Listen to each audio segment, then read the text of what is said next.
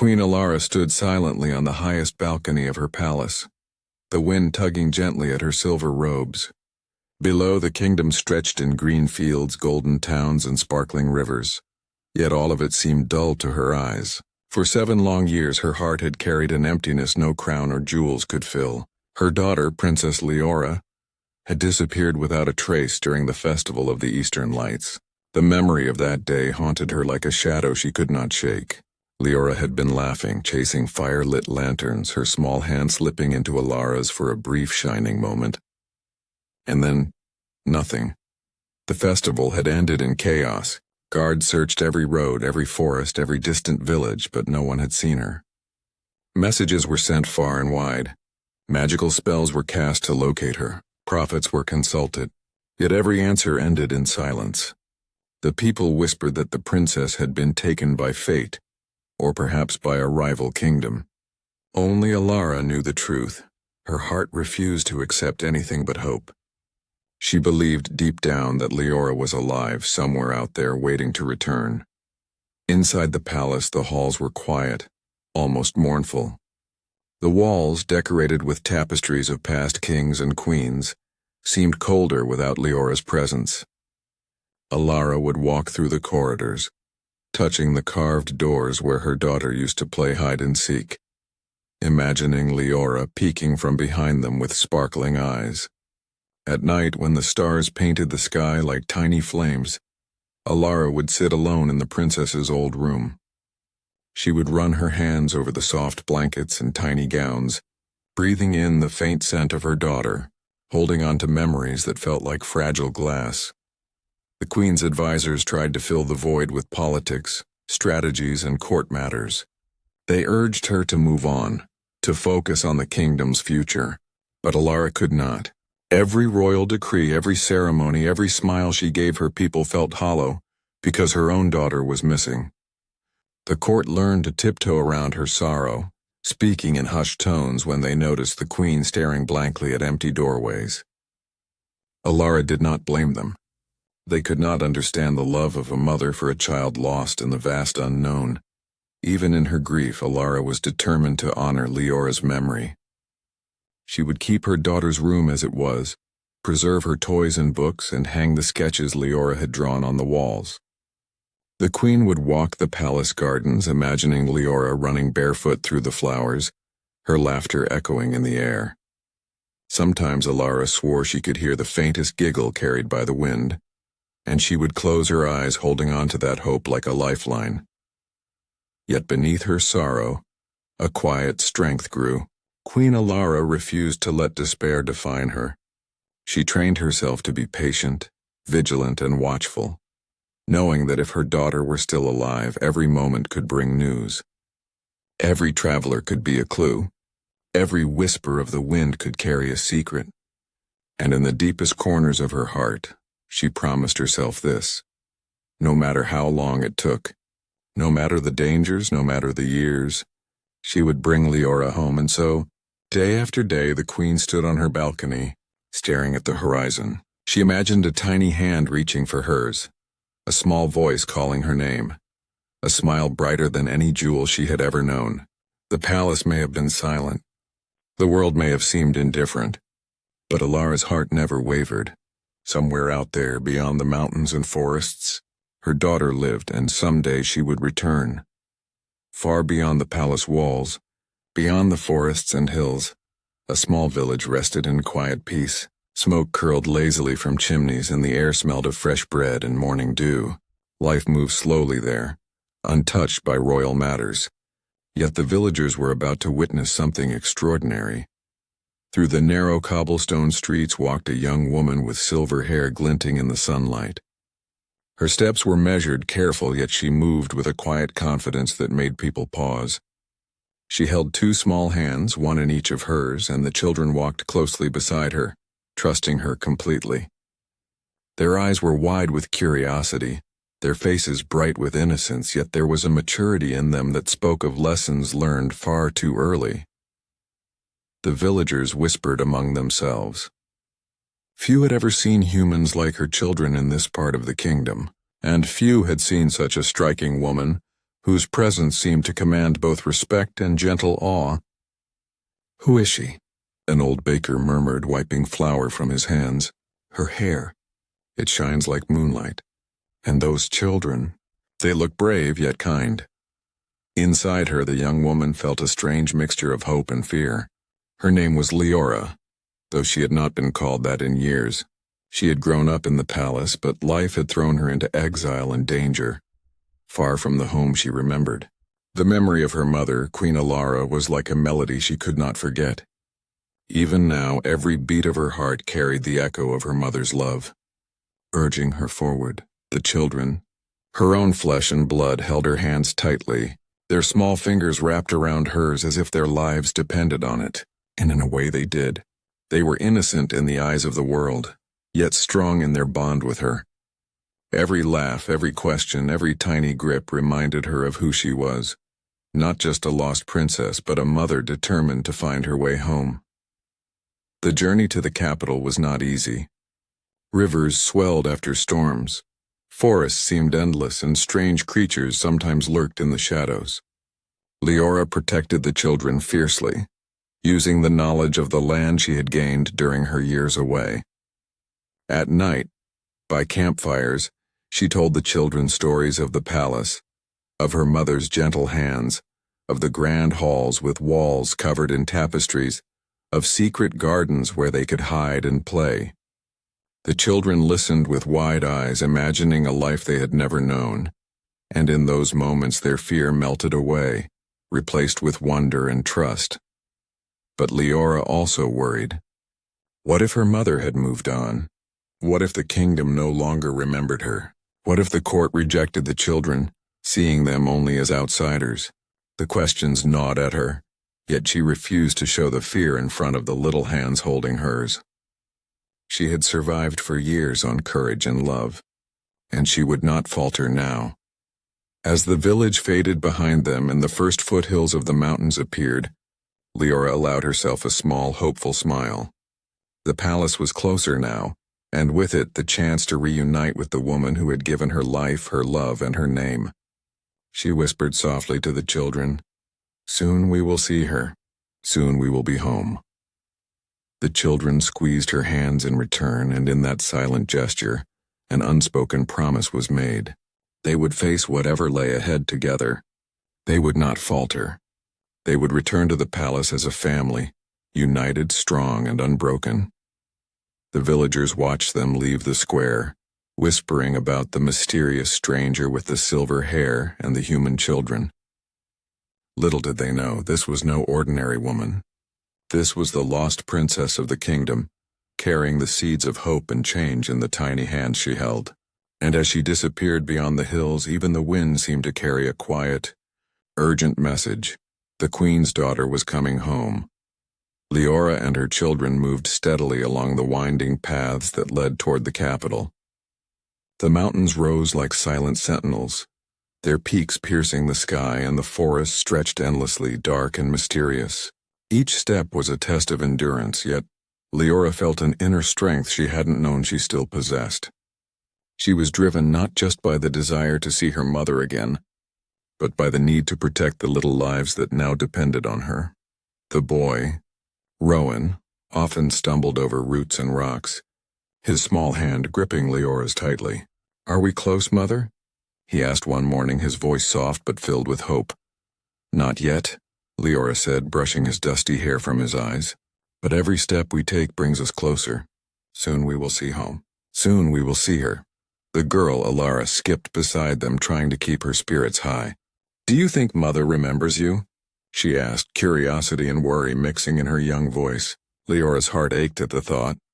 "I know she does," Leora replied firmly, smiling at her daughter's wide eyes. "She has never stopped thinking about me, and she will be waiting." Nights were the hardest. The cold crept into their bones, and strange noises filled the darkness. Leora built small fires, and the children would huddle close, trusting her warmth and presence. Sometimes she would tell stories of the palace gardens, where golden flowers bloomed in every corner and fountains sparkled like diamonds. She painted vivid pictures with her words, the scent of fresh pastries from the kitchens, the sound of her mother's voice calling her name, the feeling of the balcony's cool stone beneath her feet. The children listened intently, imagining a world they had never seen, and for a moment the fear of the unknown melted away. But danger was never far. Once a wild animal appeared on the path ahead, its eyes glowing in the twilight. Leora's heart pounded, but she moved quickly, standing in front of the children, her hands outstretched. "Stay behind me," she commanded. Rowan and Alara obeyed instantly. With courage she didn't know she still had, Leora distracted the creature, guiding the children to safety. That night, as they huddled close to the fire, she whispered softly, "We are strong because we have each other. Nothing can break us as long as we hold hands." The journey also tested her emotionally. Every flower that reminded her of the palace, every familiar stream, every bird song brought memories of her mother flooding back. Sometimes she allowed herself a tear, letting it fall freely while the children slept, her heart aching with longing and love. Yet each tear also strengthened her resolve. She would not fail. She would not give up. Her daughter's spirit, or rather the spirit of her children now, was in her hands. She had to survive for them. As days turned into weeks, their bond grew stronger. The children began to imitate her carefully measured steps, learning how to navigate difficult terrain. They laughed together when they tumbled into streams or slipped on mossy stones. They shared stories, whispered dreams, and promised to be brave. Leora felt a deep, unshakable connection with them, a love that was fierce, protective, and all-encompassing. One evening, as the sun painted the horizon in shades of gold and crimson, Leora stopped on a hill overlooking a distant valley. In the far distance, she could see the towers of the capital rising above the city walls, glimmering in the fading light. Her heart leapt with hope and fear intertwined. "We are close now," she whispered, gripping the children's hands tightly. "Soon we will see her. Soon we will be home." Rowan and Alara squeezed her hands back as if understanding the gravity of the moment. They were tired, yes, but their hearts were full of trust. Together, the three of them descended the hill, moving toward the city that had been Leora's world and would soon become theirs again. The journey had been long, painful, and uncertain, but every step had brought them closer to love, to family, and to the home they had all been waiting for. The capital city stretched before Leora like a dream she had not dared to imagine in years. Its golden towers gleamed under the midday sun, banners fluttered in the wind, and the streets buzzed with merchants, guards, and children playing. Every stone, every corner, every familiar sound made her heart race. This was home. This was the place where her mother, Queen Alara, waited. Holding Rowan's and Alara's hands tightly, Leora took a deep breath. "Stay close," she whispered. "Nothing can hurt us now. Soon we will see her." The children nodded, their small faces a mixture of excitement and nervousness. They had learned to trust their mother, to follow her steps, and now they were about to witness something magical, the return of a princess thought lost. As they approached the palace gates, the guards stopped abruptly. Their eyes widened, unsure of what to make of the woman with silver hair and two human children at her sides. "Halt!" one shouted, his voice trembling. "Who goes there?" Leora lifted her head, meeting his gaze. "I am Leora," she said clearly, her voice steady despite the tremor in her chest. "Princess of this kingdom, I have returned." The words felt both strange and natural on her tongue, as though they had been waiting for her to speak them for years. The guards hesitated. Whispers spread among them. "Could it be?" one murmured. "The princess?" Leora's heart pounded. Every second felt like an eternity. Then from the palace balcony a figure appeared. Queen Alara. The queen's eyes scanned the crowd, stopping on the three figures moving steadily toward the gates. Her breath caught. Her knees felt weak. Leora, it was her daughter standing there alive and holding two little hands. Alara's heart leapt, and in an instant all the years of fear, sorrow, and longing rushed back. Tears welled in her eyes, blurring the golden palace around her. "Mother," Leora whispered, dropping to her knees before the gates, holding her children close. "It's me. I have come home, and they are ours." She lifted Rowan and Alara slightly so the Queen could see them. Alara's hands trembled as she descended the balcony stairs. Every step she took felt like crossing a chasm of years lost. She reached them and knelt, pressing her hands against her daughter's face. "My Leora, my heart, my lost child," she sobbed, holding her daughter as if she would never let go.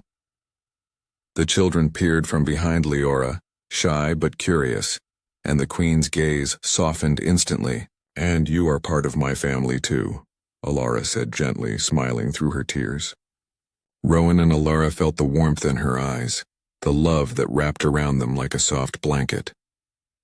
For the first time, they felt completely safe, completely welcomed. The palace guards and courtiers watched in stunned silence. Some whispered, some gasped, some even wept. The lost princess had returned. Not only that, but she had brought with her a new generation, small and human, yet undeniably part of the kingdom. Leora rose to her feet, still holding the children's hands, and faced the Queen. "Mother, I know years have passed. I have been gone, far from here, but love has guided me, and these little ones have kept me strong. Please, accept us, all of us, as your family." Alara nodded, her tears falling freely. "You were never gone from my heart," she said. "And these children, they are yours. They are ours. We are one family, together again." The three of them embraced in the center of the palace courtyard, and for a moment, time itself seemed to stop. The wind carried laughter, the sunlight glinted off the children's hair, and the kingdom held its breath. This was not just a reunion, it was a miracle. A story of hope, endurance, and the unbreakable bond between mother and daughter. And in that embrace, Leora realized that no matter how far she had wandered, no matter how many storms she had faced, she was finally home. The Queen's arms, warm and strong, held her like they had always belonged. Rowan and Alara nestled close, feeling the safety and love that only family could give. Together they were whole. Together they were unstoppable. Together they were finally home. The palace courtyard buzzed with whispers. Courtiers, advisors, and guards gathered around, eyes wide with surprise, curiosity, and doubt. The return of Princess Leora was a miracle no one had expected, yet not everyone welcomed it.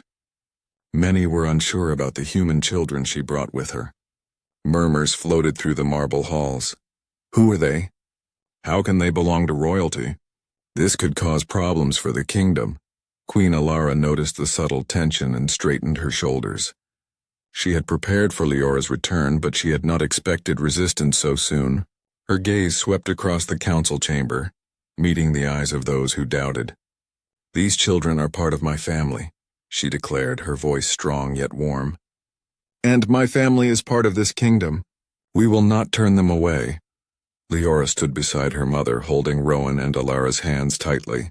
Her silver hair caught the sunlight streaming through the tall windows, and her green eyes shone with unwavering determination. She felt the weight of the court's judgment pressing against her, but she refused to waver. "I have traveled across mountains, rivers, and forests to return home," she said. "These children have been my companions, my protection, and my reason to survive. They are not outsiders. They are family. And family belongs here." A stern advisor stepped forward, his robes rustling like the leaves of a dry tree. "Princess," he said carefully, "with respect, the royal bloodline cannot include humans. Their presence may create unrest. The kingdom may not accept them." Leora's grip on the children's hands tightened. She could feel Rowan trembling slightly, and she leaned down to whisper, "Do not fear, my little ones. I will protect you." Then she rose, her voice steady and filled with quiet fire. "Blood does not define a family, love does. Courage, loyalty, and trust define us. My mother raised me to be a queen, yes, but also to be human in heart. These children have the same heart, the same courage, and the same love. That is all that matters." Alara took a deep breath, walking to stand beside her daughter. Her presence was regal yet nurturing, a combination no advisor could ignore. "Leora is my daughter. She is part of this kingdom. And these children, she said, placing a hand gently on Rowan's shoulder and Alara's head, are my grandchildren in every sense that matters. We will raise them, teach them, and protect them as family. And anyone who cannot accept that, she paused, her voice hardening, does not belong in my court. Some of the advisors stiffened, unsure if they could oppose the queen, yet whispers still rippled through the halls. Leora felt a pang of frustration. Why did love have to fight against rules and tradition? But she refused to let anger cloud her judgment. Instead, she knelt down to the children, letting them see her strength and belief. They may not understand us now, she said softly, but we will show them. Together we will prove that family is more than blood. Family is heart, loyalty, and love. Rowan and Alara looked up at her with wide eyes. In that moment they felt courage fill them, as though their mother's bravery had passed into their small bodies. They nodded and squeezed her hands, ready to face the world together. Alara smiled, tears glistening in her eyes. The kingdom will see the truth, she said. We are stronger together. And the love that brought my daughter back, that love will guide us forward. The crowd fell silent. The advisors may have doubted, but the queen's words rang clear and undeniable. Leora's return was not just a miracle of survival. It was a testament to courage, resilience, and the power of love. Slowly, some courtiers bowed, acknowledging not just her royal title, but the undeniable truth that she had returned stronger, braver, and more human than ever. As the palace quieted, Leora held her children's hands, feeling their tiny fingers entwined with hers. For the first time in years, she felt a surge of hope stronger than fear. The court may resist, but she would not let anything break her family. Together, they would face any challenge, and the kingdom would learn the power of love over tradition. And so, in the heart of the palace, a new chapter began. A chapter where courage and love, not blood alone, would shape the future. Days passed, and life in the palace began to shift. Leora, Rowan, and Alara moved through the grand halls with care, learning the rhythms of palace life. Courtiers and servants watched closely, still curious, still hesitant, but slowly, they began to see the bond between mother, daughter, and children. It was not just love, it was strength, patience, and courage. It radiated from them, impossible to ignore. Queen Alara walked beside Leora each day, guiding her, protecting her, and showing the children that the palace was theirs too. She watched as the princess introduced Rowan and Alara to the gardens, teaching them the names of flowers and how to feel the sun on their faces. Leora would laugh freely with her children, a sound so pure that even the most skeptical advisors could not help but smile when they heard it. The children quickly adapted to palace life, their innocence and kindness winning over even the harshest critics. Rowan helped with small tasks, carrying letters and learning from the scribes. Alara wandered the libraries, asking questions and soaking in knowledge like a sponge. Everywhere they went, their mother's hand guided them, steady and firm, and their courage inspired those around them. People began to see that they were not outsiders. They were part of the kingdom now, carrying a spark that had been missing for years. Leora herself grew stronger in ways she had not realized she needed. Every challenge she faced, from learning palace rules to calming worried courtiers, reminded her of the resilience that had carried her across mountains and rivers. She had survived alone for years, and now she was learning to survive with love, not just endurance. She watched her children grow in confidence and joy, and in their eyes, she saw reflections of herself, her mother, and the life she had been missing. Queen Alara often took the children aside, whispering lessons in the quiet of the palace gardens. "You are part of this family and this kingdom," she would say, her eyes soft but full of pride. "Do not let anyone tell you otherwise. Courage and kindness are more powerful than any crown." The children absorbed these words, feeling the weight of their place in history, yet knowing that love had made them worthy, long before the crown did. The palace slowly transformed. Where there had been tension and doubt, there was now laughter and warmth. The courtiers who had once whispered turned to smiles and gentle guidance. Even the older advisors began to respect the children, recognizing that bravery, wisdom, and loyalty were not determined by birth, but by heart. The palace felt alive again, no longer weighed down by fear or loss, but lifted by hope and unity. One evening, as the sun dipped below the horizon, Leora stood with Rowan and Alara in the palace gardens. The golden light painted their faces with warmth, and the air was filled with the scent of blooming flowers. Queen Alara approached, wrapping her arms around the three of them. "Look how far we've come," she whispered. "You have brought life back into this palace. You have brought hope back to my heart." The children laughed, and Leora felt tears prick her eyes. They had been through so much, yet here they were, together, safe and loved. The journey had been long, filled with fear and uncertainty, but now, in this moment, it was all worth it. That night, as the family sat together under the stars, holding hands and sharing stories, the palace seemed to sigh in relief. A new chapter had begun, one of acceptance, love, and strength. Leora, her mother, and the children had proven that family was not defined by rules, titles, or blood alone. It was defined by courage, loyalty, and the unshakable bond of love. And in that quiet, magical night, they all knew, no matter what challenges lay ahead, they would face them together. The lost princess had returned, the children had found their place, and the queen's heart was whole once more.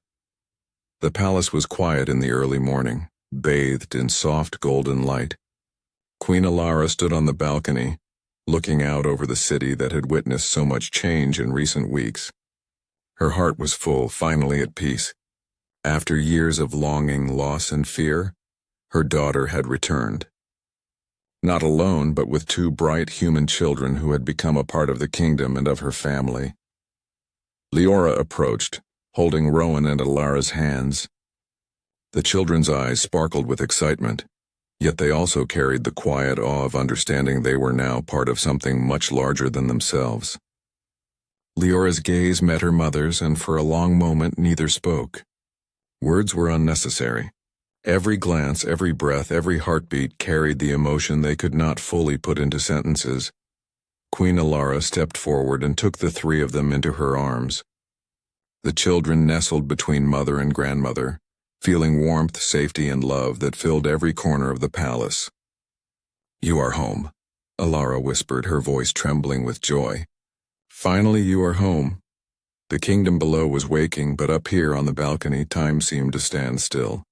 The wind brushed softly against their faces, carrying the scent of blooming flowers from the palace gardens. Leora squeezed the children's hands tightly, her heart swelling with pride, relief, and a deep, unshakable love. She had traveled through forests, mountains, and rivers, faced dangers she could never have imagined. Yet every step had led to this moment. Every tear, every fear, every hardship had brought her home. Rowan looked up at his mother, then at his grandmother. "We're really part of the kingdom now?" he asked, his small voice filled with wonder. "Yes," Leora said softly, kneeling beside him. "You have always been part of it. Not because of blood, but because of love. Because courage, kindness, and loyalty matter more than anything else. You belong here just as much as I do, just as much as Mother does." Alara smiled shyly, leaning against her mother's arm. "I feel happy," she whispered. "Like we've always been meant to be here." Queen Alara kissed the tops of both children's heads.